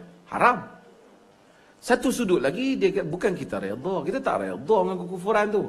Kita sekadar membalas budi baik ataupun menghormati kemanusiaan macam Nabi berdiri menghormati jenazah Yahudi. So kadang-kadang satu hukum ada dua pandangan. Kemudian ini juga rahmat Tuhan. Flexibility yang ada dalam agama itu kadang-kadang membolehkan dua pandangan itu membolehkan orang hidup lah. Kan? Kalau satu pandangan je susah lah. Jadi kadang-kadang oleh kerana kalau kita tengok dua-dua pandangan, dua-dua kuat, dua-dua boleh diamalkan. Tapi kalau ternyata di sisi kita pandangan yang lebih kukuh daripada pandangan yang ini, kita hendaklah mengamalkan yang kita yakin di sisi Tuhan.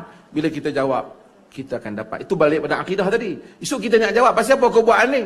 Kerana ya Allah memang aku tahu pandangan satu lagi itu lebih betul, tapi aku ingat yang satu ni lah aku suka sikit. Tentu kita tak boleh jawab. Tapi kalau kita kata ya Allah, ada keyakinan di sisi pandangan ini diredai olehmu. Kerana akhirnya kita semua akan berdiri di hadapan Tuhan menjawab masalah-masalah ini. Wallahu a'lam. Dia orang kata sesi soal jawab ini berlangsung sehingga pukul 9 malam. Entah mai sini. Ha? Ana pecat entah daripada pengusi mai. Tak apa ana saya. Ya, okey, mai sini.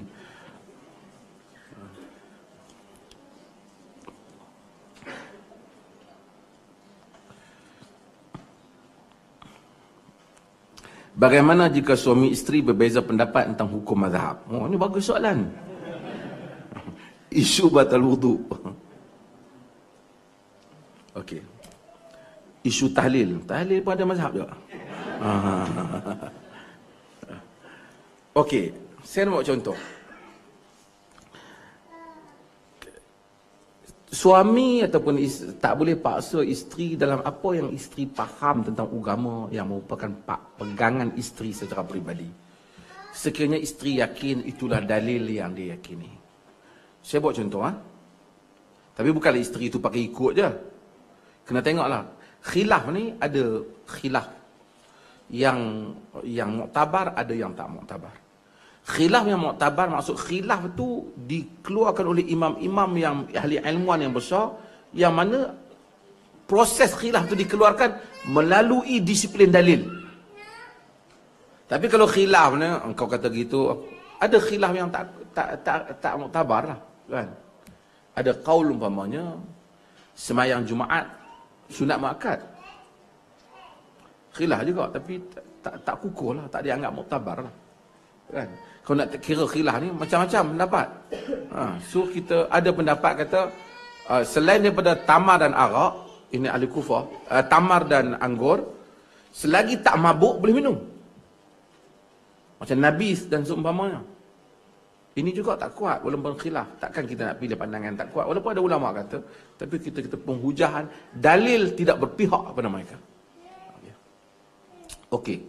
Isu batal wudu. Katalah isteri rasa batal. Kata batal, bukan dia rasa. Dia study bab dia batal. Sebab tadi Imam Syafi'i kata punya pendapat batal. Suami kata tak batal sebab dia kata yang perkataan la mastumun nisa itu persetubuhan. Atas dasar kalau tanya saya peribadi tak batal lah. Kerana ada hadis qabbalan Nabi sallallahu alaihi wasallam ba'da azwajihi summa qama wa shalla.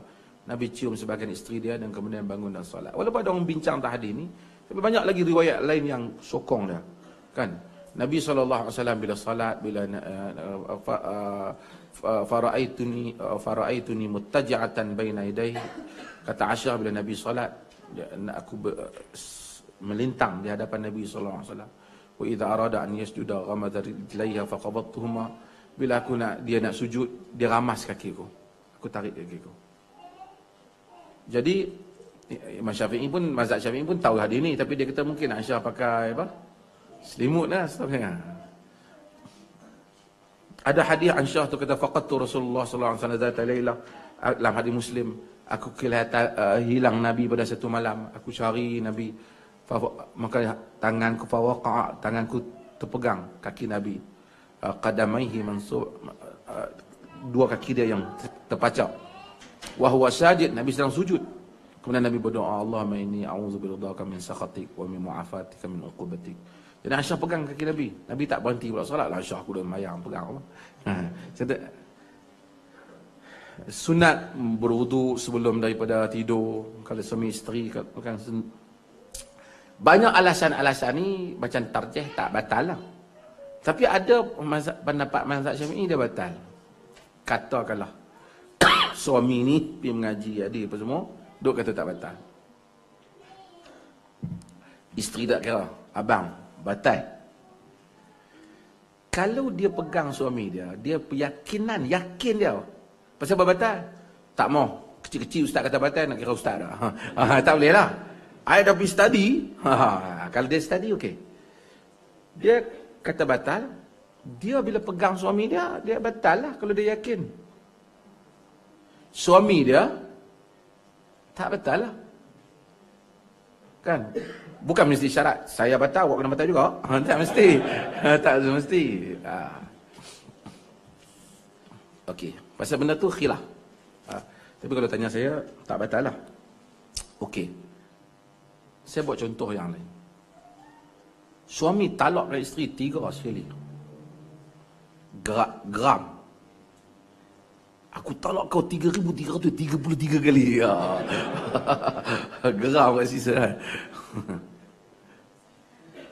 Dia talak 3 isteri dia. Talak yang pertama. Ramai di sisi jumhur kata batal. Ibn Taimiyah dan sebelum tu para sahabat juga di kalangan sahabat.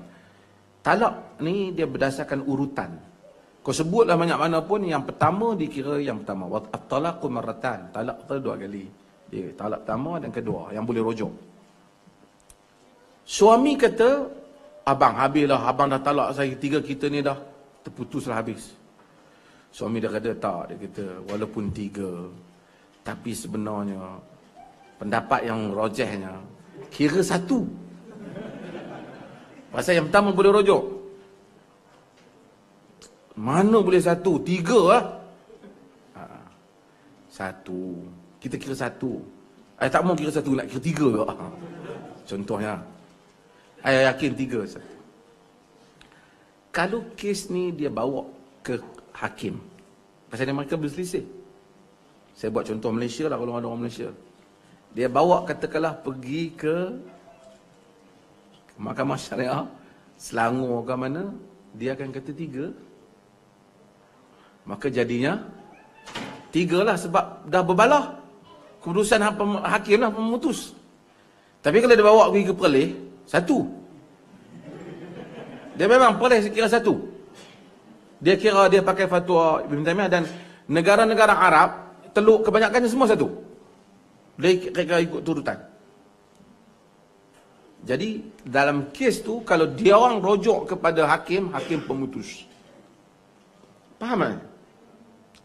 Tapi kalau sekiranya dia tak rujuk, dia betul ke abang? Siapa cakap kat abang ni? Abang ni pandai-pandai. Dulu baca Quran pun saya ingat. Yeah. Betul. Kau tak percaya, aku jumpa ustaz. Pergi tanya ustaz pun kata sebenarnya dia ada 1. Okeylah, kita pakai yang 1 lah. Kan? Dia pakai yang 1. Dia ikut suami dia. Maka tak ada masalah lah. Kira 1 lah, dia boleh rujuk balik lah.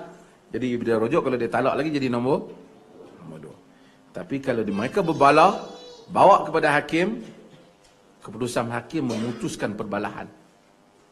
Kalau tidak, tak ada jalan penyelesaian lah. Isu tahlil. Tahlil ni tak ada mazhab apa yang kata suruh buat kenduri arwah, tak ada. Ini mazhab orang Melayu. Tapi kalau la ilaha illallah, semua mazhab kata la ilaha illallah lah. Tahlil ni tak ada.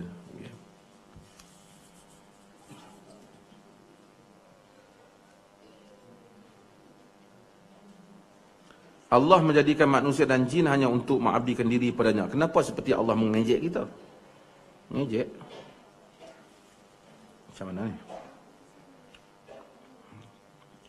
Ada etis menyatakan, adakah Tuhan bosan? Saya pun tak faham.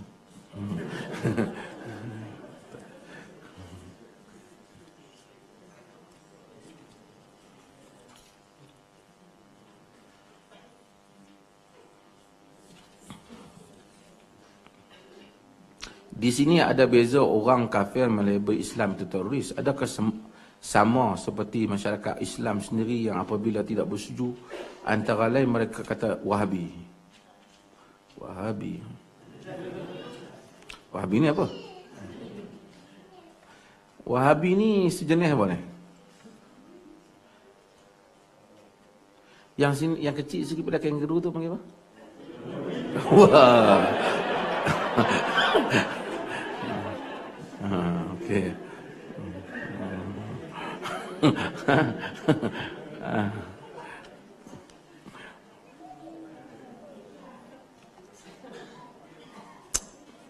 Orang ni tak ada pasal.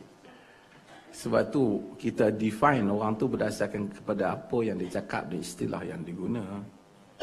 You kena define lah. Wahabi tu apa? Kata Wahabi ni dia orang kata kena pakai Quran dan Sunnah. Itu kacau lah. Semua orang Wahabi lah. Wahabi ni tak kunut. 3/4 dalam dunia ni tak kunut. Wahabi ni bismillah pelan. 3/4 dunia bismillah pelan. Mazhab paling besar dalam dunia ni, tuan-tuan mazhab apa? Mazhab Hanafi. Walaupun dia Parsi, tapi dia market dia besar. Yang dapat Pakistan Hanafi, China Hanafi, India Hanafi, banyaklah Hanafi. Mesir pun sebagai Hanafi. Kerajaan Osmaniyah lu Hanafi. Imam Abu Hanifah ni dia dulu dia di Iraq. Dia mengambil pendekatan tak mau pegang jawatan. Tapi anak-anak murid dia, Muhammad bin Hasan Al-Syaibani, dia baik dengan khalifah. Dia baik dengan Harun al-Rashid. Dia ambil jawatan. Jadi mazhab Hanafi telah menjadi mazhab kepada pemerintah Abbasiyah. Jadi bila Imam Syafi'i pergi ke sana pun dia berjumpa dengan Muhammad bin Hasan Al-Syaibani. Kemudian menyebabkan qadi-qadi semua orang mazhab Hanafi. Banyak mazhab Hanafi. Di Iraq pun banyak mazhab Hanafi. Mazhab Syafi'i dia di Mesir. Dia mula-mula di Iraq dan di Mekah dan Iraq. Kemudian dia pergi di Mesir, dia ubah sebahagian fatwa dia, qaul jadid. Tapi kemudian daripada Mesir itu dia berkembang. Dia masuk kepada, dia pernah pergi duduk di Mekah dan Madinah. Kemudian dia hilang mazhab tu daripada Mekah dan Madinah. Kerana apabila Muhammad bin Abdul Wahab dan seumpamanya ni, mereka ni mazhab, mereka menerap Hanbali. Mazhab Ahmad ni asalnya dia tempat dia di Baghdad, Imam Ahmad. Tapi kemudian anak murid ni bawa berkembang. Mazhab yang tak apa besar sebenarnya mazhab Ahmad yang paling kecil. Segi jumlah lah. Kemudian dia sekarang dia dominan di Mekah dengan Madinah kerana dia mazhab Hanbali. Imam Malik duduk mana? Asal dia mana? Imam Darul Hijrah. Tapi Imam Malik mazhab dia sekarang tak ada situ. Dia pergi ke Maghrib, Morocco, Algeria, semua sebelah sana, sebelah Spain. Sebab Imam Malik ni ada satu orang anak murid dia, nama Yahya bin Yahya Al-Laythi. Yahya bin Yahya Al-Laythi ni dia mari daripada Andalus. Dia mari belajar dengan Imam Malik. Dan Imam Malik kata ada orang aqilul Andalus, orang bijak Andalus. Dia main mengaji sungguh dengan Imam Malik. Dia ambil kitab Muwatta. Dikatakan dia ambil semua kitab Muwatta, melainkan dalam bab i'tikaf saja. Tapi maksudnya dia riwayat pada Imam Malik. Imam Malik ni ada Yahya bin Yahya Al-Ansari. Dia mengaji dengan Imam Malik juga. Tapi dia tak ambil mazhab. Dia ambil riwayat dia. Dia ni ambil mazhab sekali. Ambil pandangan Imam Malik. Dia buat balik. Imam Malik tengok dia. Satu hari Imam Malik tengok dia. Orang gajah main ke Madinah. Orang semua pakai keluar tengok gajah. Dia kata, kau tak pergi tengok gajah kan Imam Malik ni? Dia kata, wahai imam, aku mari sini bukan nak tengok gajah. Wa inna ma ji'tu ila huna li arak. Aku mari sini kerana nak tengok kau, bukan nak tengok gajah. Imam Malik kata, kau orang bijak Andalus. Dia buat balik. Orang nak lantik dia jadi qadhi, dia tak mau di sana. Tapi pemerintah Andalus sangat hormat kat dia. Akhirnya pemerintah Andalus tak lantik siapa-siapa melainkan konsult dia dulu. Bila konsult dia semua lantik orang yang sealiran lah dengan pengajian dengan dia. Maka menyebabkan mazhab Malik berkembanglah di belah Spain, di belah sana berkembang di sana. So begitulah mazhab-mazhab ni mereka berkembang di antara satu dengan sama. Kalau setakat tak kunut tu nak pergi kata mazhab Wahabi, tak betul. Tak tahlil, banyak orang tak tahlil dalam dunia ni. Tahlil ni Melayu ke tahlil? Kalau kau tahlil la ilaha illallah, orang tahlil lah. Mati, lepas tu buat kenuri, orang tak buat. Sahabat sayang kat Nabi, tak buat pun. Abu Bakar tak buat. Malam ni kita tak boleh pergi mana, kita malam tamar Nabi. Tak ada. Abu Bakar pun tak buat. Sahabat sayang kat Abu Bakar, dia pun tak buat tahlil kat Abu Bakar. Kenuri tahlil. Omar pun sayang, sahabat menangis, Omar meninggal. Tak ada pula buat penuri kat Sayyidina Omar. Osman dan seumpamanya. Kalau ada hadis palsu pun, sahabat Omar, bila dia buat? So ini tak ada lah. So itu tak boleh menyatakan Wahabi. Kerana yang ni amalan Nusantara. Bila pula? Tapi imam yang 4 ni, tak ada seorang pun daripada belah Nusantara.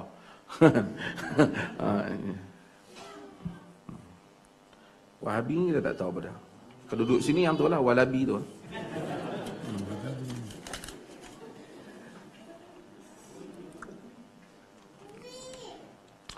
Apakah hukum bertukar mazhab dibenarkan bagi orang awam? Apakah asas ilmu yang perlu ada? Orang awam ni dia sebenarnya ikut fatwa orang yang fatwa kat dia. Dia bukan ada tonton daftar mazhab bila. Nah, kalau macam nak masuk ke Australia kena isi borang kan. Nak keluar kan. Tonton masuk bila. Kan dah tonton saya daftar. Tengok ni anak saya pun ustaz nak 5 tahun dah ni nak ambil borang daftar mazhab. Tak ada lah. Tak ada juga kita lahir mak kita pegang-pegang bang mazhab anak kita mazhab Syafi'i bang. Banyak yang tuan-tuan amalkan tak Syafi'i pun tuan bayar duit dalam tak Syafi'i, itu bukan Syafi'i. Orang hak dok kata kita Syafi'i dan kata kita semua Syafi'i, dia Syafi'i. Dia pun tak Syafi'i mana pun kita tengok. Sebab sebahagian fatwa yang dikatakan Syafi'i itu bukan fatwa Imam Syafi'i rahimahullah. Sebenarnya tak ada orang daftar. Orang awam ni dia ikut apa yang dia belajar sebenarnya.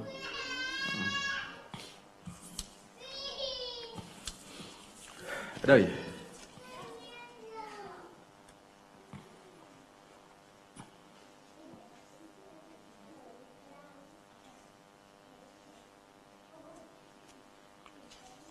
Berkenaan mazhab berbeza disebabkan tafsiran hanya tafsiran Rasulullah yang mutlak. Selainnya bersifat nisbah. Apakah menggunakan metodologi modern critical analysis untuk meraih fatwa terutamanya yang berhubung dengan konteks suasana perkara baru dan contemporary? Dia bukan perkara baru. Dengan re-examination of meaning of hadis. Besok saya akan, dia bukan perkara baru, benda yang sama telah dibuat. Tu yang Umar bagi fatwa tentang zakat kuda, dia ubah harta rampasan perang kerana konteks dah berbeza. Dan Nabi raikan konteks. Nabi kata la tuqta'u aidi fis safar wa la tuqta'u aidi fil ghazw. Jangan potong tangan pencuri masa musafir. Jangan potong tangan pencuri semasa di dalam peperangan. Dalam hadis yang diriwayatkan oleh Al-Imam At-Tirmidzi dan Abu Daud. Kata Al-Imam Al-Auza'i seperti yang dinukilkan oleh Al-Imam At-Tirmidzi dalam sunannya, bahawasanya sebabnya ialah kerana takut mereka tu lari menyertai musuh. Kerana keadaan itu. So Nabi pun tak kata jangan potong tangan kalau keadaan itu tidak berpihak kepada Islam. So kena Nabi meraihkan konteks. Besok saya akan bentangkan banyak hadis-hadis yang menunjukkan Nabi meraihkan konteks. Itu penting untuk tuan-tuan faham, terutama tuan-tuan berada dalam keadaan di negeri ini, dan supaya melihat, supaya tidak fanatik kepada satu-satu yang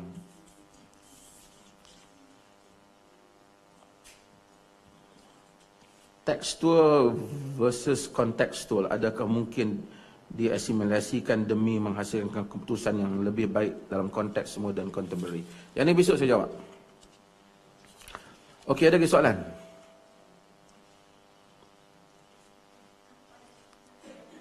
Hukum gambar. Gambar ni, ni pun gambar ni benda moden sangat ni. Dalam hadis Nabi asyaddun nas azaban, manusia yang dahsyat kena azab ni ialah orang al-musawwirin, orang yang taswir.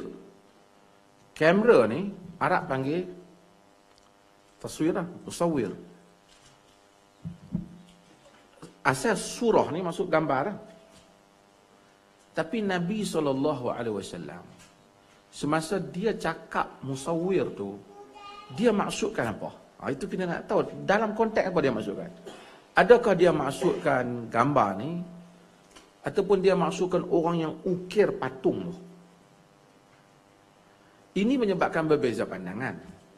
Satu pandangan, apa saja yang buat gambar, lukis gambar, ambil gambar, semuanya adalah haram. Satu pandangan lagi, dia menyatakan bahawasanya Nabi, pertama Nabi maksudkan ukir tu, ukir patung haiwan, binatang ataupun lukis dengan tangan, bukan kerana yang ni adalah refleks daripada macam kita berdiri di cermin. Kalau tak boleh sini, tak boleh juga berdiri kat cermin. Itu menyebabkan ada gambar. Fatwa Ibn Baz, Mufti Saudi, dia haramkan gambar ni. Sebab tu saya tengok dulu saya duk hadiri kuliah kat Masjid Nabawi. Bila tanya Syekh rahimahullah Abu Bakar Al-Jazairi, orang duk main umrah, banyak orang duk tanya soalan yang sama lah. Ulang soalan yang sama. Orang duk tanya apa hukum ambil gambar? Ma hukum taswir fadilatul syekh? Apa hukum ambil gambar? Inna taswira haramun, summa haramun, summa haram. Dia tak nak jawab lah. Haram. Kata. Sebab dia faham yang tu. Tapi bila ulama-ulama ni dia diberi semakkan sikit. Muhammad Saleh Ibn Utsaimin umpamanya, ulama Saudi juga. Dia kata sebenarnya tak haram. Gambar ni tak sama dengan gambar tu. Macam kita, itu bukan kita tak buat apa pun, kita klik ni je. Kan? Tak ada satu tindakan kita. So mereka halalkan. Ada yang benarkan. Tapi ada yang pergi further than that. Mereka kata gambar yang Nabi larang ni apabila ia membawa kepada unsur-unsur pemujaan. Jadi kalau ada unsur pemujaan, dilarang. Kalau tak ada unsur pemujaan, dia tak larang. Sebab tu pada peringkat itu, maka dia tak benarkan. Dia patahkan apa, kata Ibn Abbas, untuk nak elakkan kita ta'zimkan gambar tu. Kalau tak ada unsur tu untuk ingatan, kita berbola album dan seumpamanya, tidak termasuk dalam hal yang dimaksudkan. Wallahu a'lam. Ada lagi soalan?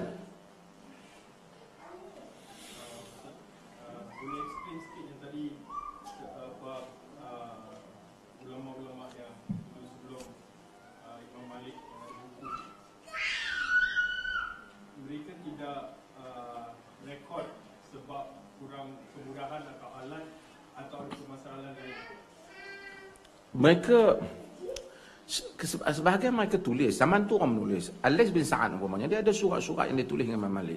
Walaupun sebahagiannya hilang, tapi dia tu orang tulis.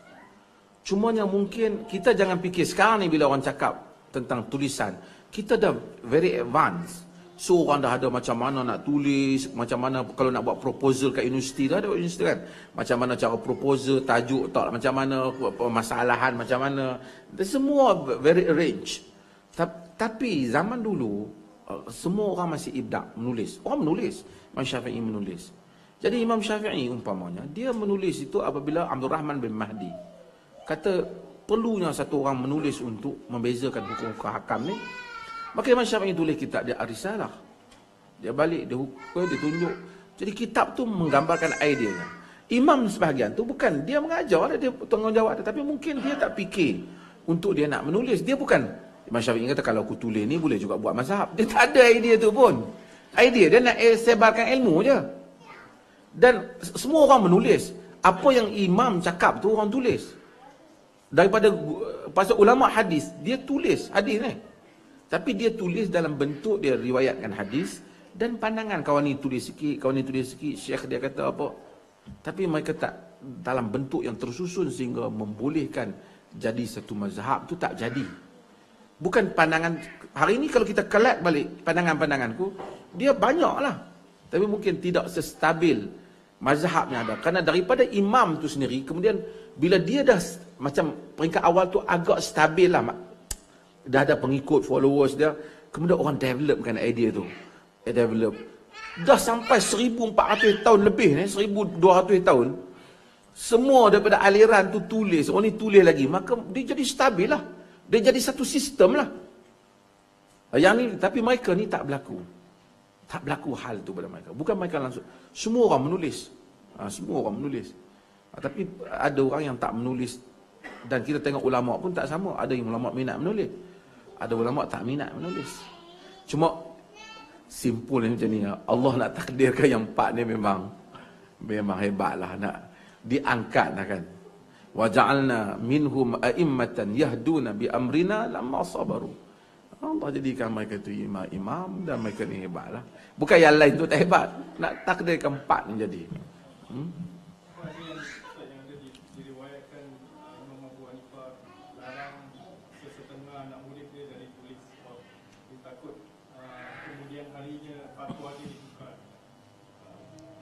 Ada riwayat-riwayat menunjukkan Imam Syafi'i apa semua.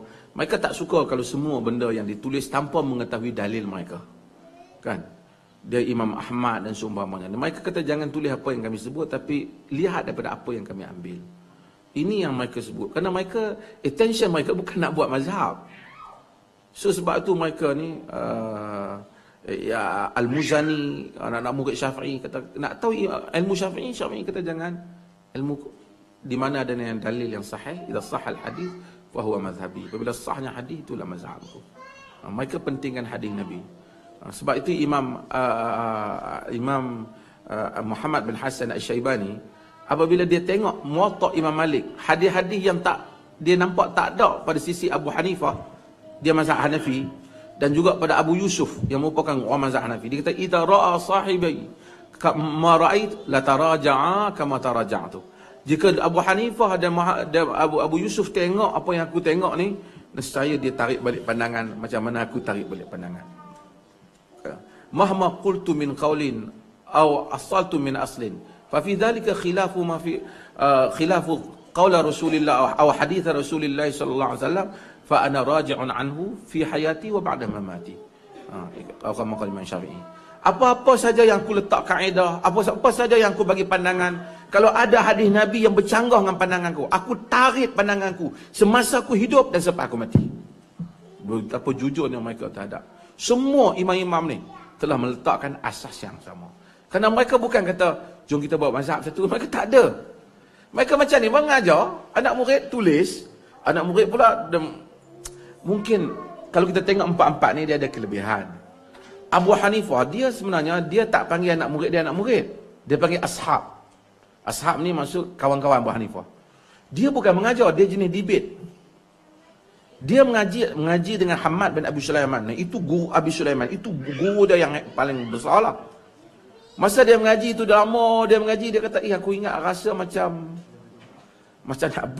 nak buat halaqah sendiri. Tapi tak gamak pergi nak buat, tak gamak lah. Tok guru ada lagi pergi balik dengan Tok guru. Tapi bila Hamad tak ada, dia mula. Anak orang keliling dia. Orang tengok cara dia debate, orang kagum dengan dia. Lalu bila orang kagum, kita tengok banyak penceramah. Ada penceramah yang kita kagum. Ada anak murid. Bila orang kagum, orang mula tulis pandangan dia. Demikian Imam Malik dengan kehebatan dia. Sebab tu dia ada Muwatta' dia itu. Imam Muwatta' dia. Sebab tu apabila Imam Syafi'i nak pergi jumpa dia, dia minta daripada gubernur supaya minta perantaraan supaya dia dapat jumpa Imam Malik. Bukan senang. Imam Syafi'i masih muda ketika itu. Gubernur kata, kalau kau ajak aku buat benda lain senang. Tapi nak jumpa Malik, aku pun gerun. Kata Imam Syafi'i, kali pertama aku jumpa Imam Malik, aku pergi rumah dia. Jariah dia tanya dia, kau ada apa masalah? Dia kata, aku nak jumpa Imam. Kalau kau ada soalan, kau boleh tanya masa kuliah. Dia kelas dia nanti. Lepas itulah sebagai riwayat Imam Syafi'i bawa satu surat. Gubernur kata, dia ini keturunan Nabi, dia nak belajar. Pasal dia takut tak terima dalam kelas dia. Tengok Imam Malik keluar, jariah dia tak kursi. Tengok Imam Malik keluar, sangat gerun. Kan, dengan janggutnya yang putih, muka dia yang haibah. Dia keluar, Imam Malik pegang, marah kertas tu. Ada pula orang nak mengaji guna surat agama pula.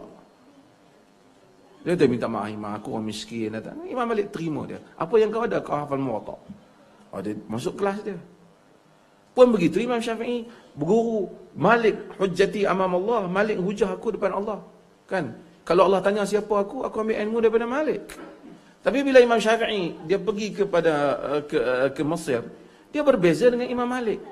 Dia mula keluarkan, semasa awal sampai Mesir, dia disambut oleh anak-anak murid Imam Malik. Inilah anak murid Imam Malik, Imam Muhammad bin Idris ini, dengan bangganya. Tapi lama-lama dia berbeza dengan guru Imam Malik. Sehingga dia tulis kitab yang menyanggahi Imam Malik. Sehingga berlaku krisis antara dia dengan pengikut Malik. Padahal Malik itu guru dia. Dia tak pernah menghina Malik. Tapi dia tak setuju dengan sebahagian pandangan Imam Malik. Dia juga tidak setuju dengan beberapa pandangan Muhammad Hasan Asy-Syaibani. Dan dia tulis. Demikian. Tapi mereka semua sentiasa menyatakan imam-imam itu adalah imam dan guru mereka. Itu yang mereka ajar. Kita hormati imam. Tapi kita tidak fanatik pada kaulan, pendapatnya. Kita hormat pada tu syekh, guru saya. Dia dekat dengan Allah. Tapi manusia dia bukan Nabi. Saya tak, kerana bukan saja dia bertanggungjawab depan Allah, kita juga bertanggungjawab depan Allah. Ini yang diajar dalam semangat orang bermazhab. Yang kemudian ni datang, kau jangan keluar mazhab, masuk neraka. Dia pula pegang kunci surga dengan neraka. Yang imam-imam tu tak kata. Jadi terima kasih kepada Datuk Dr. Mazhar di atas penjelasan dan juga ceramah yang sangat panjang lebar lah tentang sejarah perkembangan 4 mazhab. Jadi sekarang pun dah pukul 6, jadi saya rasa kita break dulu untuk solat asar berjemaah, insya-Allah. Jadi kalau masih ada kesempatan, masih ada lagi soalan-soalan yang masih belum terjawab, lepas solat ni insya-Allah kita akan ada lagi sesi seterusnya untuk larat ke ada orang nak tunggu ni? Kan sambung besok. Besok sampai pukul berapa? Besok sampai macam ni jugalah lebih kurang. Besok satu sesi je kan? Satu sesi. Lepas tu kita sambung soal jawab. Boleh? Boleh. Saya ingat kesian kat orang ni, saya tengok kaki keluar masuk. Lenguh tu. Okey, jadi insya-Allah. Kebas je. Jadi seperti mana yang Dr. Mazhar, saya larat lagi. Kan? Lagi ada mikrofon ni boleh cakap. Saya kesian kat orang lah. Saya pun kira macam imam mazhab juga, kesian. Okey, jadi insya-Allah kita sambung lagi pada keesokan harinya, insya-Allah ya. Kita berhenti untuk solat asar, dan kepada siapa yang tak ada wuduk boleh buat wuduk dululah dan kita kembali ke sini untuk solat asar, insya-Allah. Assalamualaikum warahmatullahi wabarakatuh.